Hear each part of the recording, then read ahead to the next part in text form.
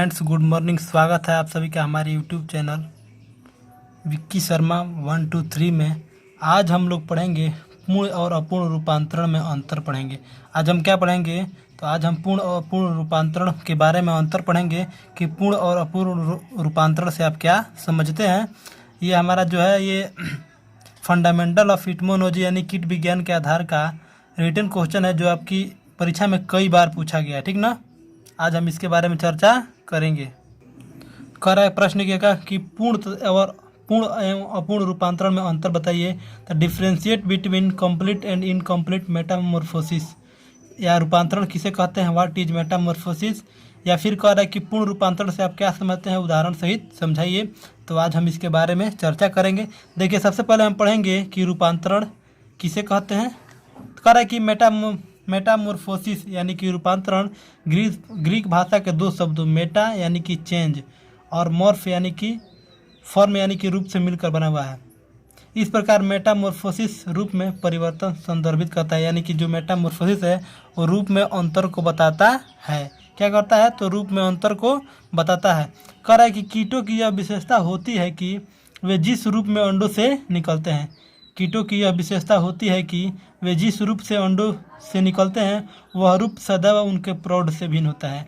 यानी कहने का मतलब है कि कीट जिस अवस्था से निकलते हैं उनका जो प्रौढ़ यानी कि उनके जो पूर्वज होते हैं या उनके जो जनक होते हैं उनसे उनमें क्या होती है, विभिन्नता पाई जाती है।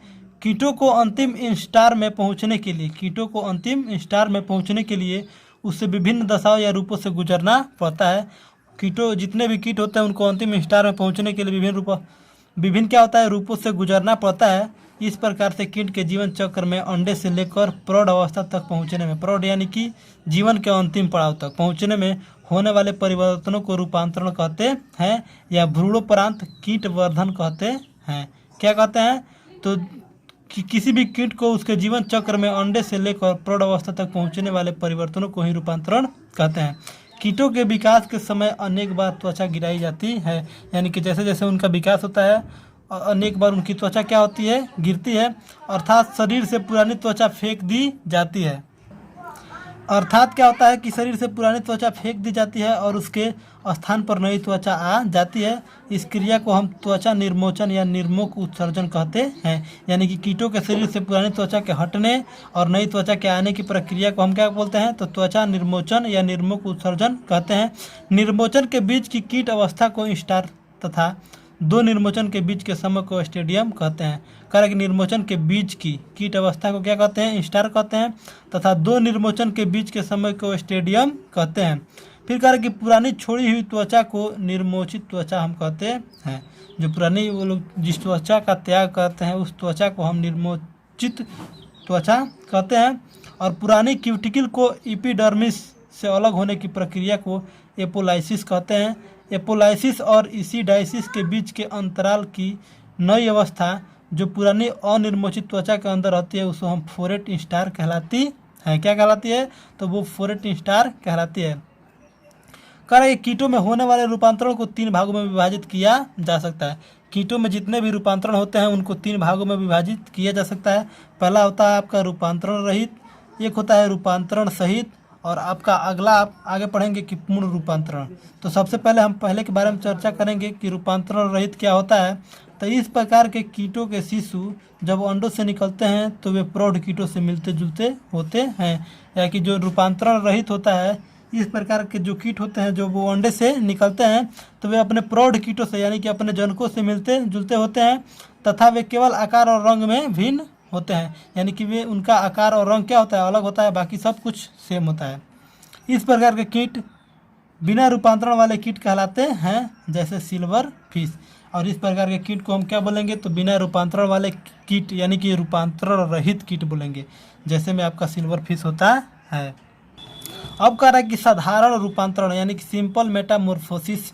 तो इस प्रकार के निम्फ देखने में तो प्रौढ़ जैसे होते हैं, यानी इस प्रकार के जो निम्फ होते हैं वो देखने में प्रौढ़ जैसे होते हैं, परंतु उनका आकार क्या होता है, छोटा होता है। पंख नहीं होते हैं तथा जननांग अविकसित होते हैं, यानी उनके जो जनन करने वाले अंग होते हैं वो क्या होते हैं, अविकसित होते हैं।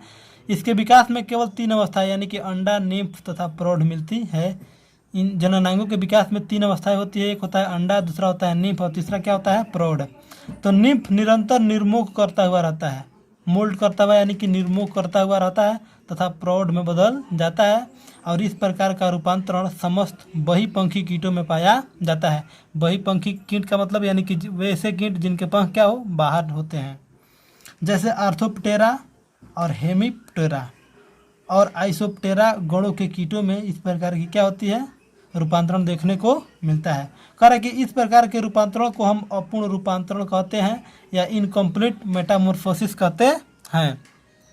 ठीक ना, आशा करते हैं कि आपको समझ में आ रहा होगा। आगे है आपका पूर्ण रूपांतरण। तो देखिए पूर्ण रूपांतरण किसे कहते हैं। तो इस प्रकार के रूपांतरण में 4 अवस्थाएं होती है। एक होता है अंडा, फिर होता है लार्वा, अगला होता है आपका प्यूपा तथा प्रौढ़ पाई जाती है। यानी कि जो पूर्ण रूपांतरण होता है उस प्रकार के कीटों में 4 अवस्था पाई जाती है। और त्वचा निर्मोचन के बाद पश्चात या बाद पूर्ण विकसित होने पर कृमि कोष या घोघा में बदलकर अंत में प्रौढ़ कीट में परिवर्तित हो जाती है। और यह रूपांतरण अंतरपक्षीय होता है। अंतरपक्षीय यानी कि अंतरपक्षीय यानी कि एक पक्ष के अंदर ही होता है। अंतरपक्षीय कीटों में मिलता है जैसे कि लेपिडोप्टेरा, यानी कि ऐसे कीट जिनके पंख क्या होते हैं, अंदर होते हैं। और लेपिडोप्टेरा जैसे में इसका एग्जाम्पल होगा। इस वीडियो में हम बस इतना ही देखेंगे, वीडियो ज़्यादा लंबा ना हो जाए इसलिए इसको हम यहीं पे रोकते हैं। अगर आपको ये वीडियो अच्छा लगता है तो वीडियो को लाइक कीजिए, शेयर कीजिए तथा चैनल को सब्सक्राइब करना बिल्कुल भी मत भूलिए। Thank you very much.